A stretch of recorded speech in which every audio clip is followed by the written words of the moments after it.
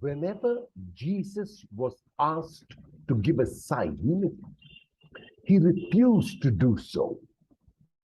And the reason for his refusal was because he said, an evil and adulterous generation asks for a sign. Evil and adulterous generation here must be interpreted as an unbelieving generation. Because if one believed, one would not need a sign. And if one did not believe, no matter how many signs were given, one would continue in one's unbelief. In the gospel text of today, another reason for the refusal to give signs is given. Jesus berates the cities of Capernaum, Chorazin, and Bethsaida. And why does he do that? Because it was in these towns that he did mighty works, that he did stupendous works which were visible for all to see. Tangible works like reaching out to those who were invalids, curing the sick, healing the blind, cleansing lepers, making the deaf hear and the dumb talk, and even raising the dead.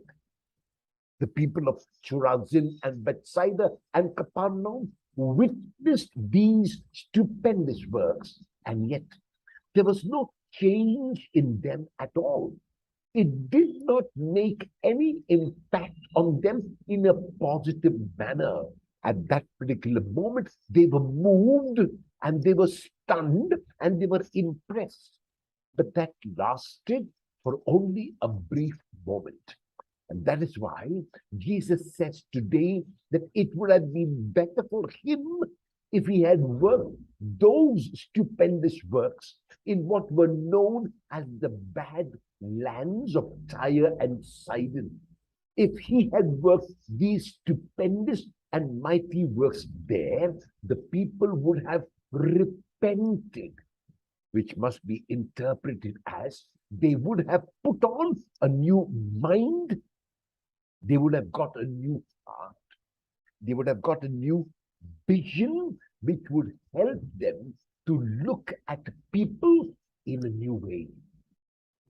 Today, 2000 years later, we are no more better than the people of Chorazin and Bethsaida and Capernaum, because we have been privileged to have received every single sign in Jesus, and yet the manner in which we behave makes it seem like we have never encountered him. We continue in our selfish ways. We continue in our self-centered ways. We have no concern at all for the other.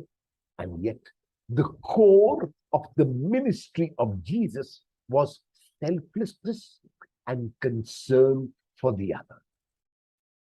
Will the woes that Jesus pronounced on Chorazin and Bethsaida and Capernaum apply to me today? If yes, what will I do about it?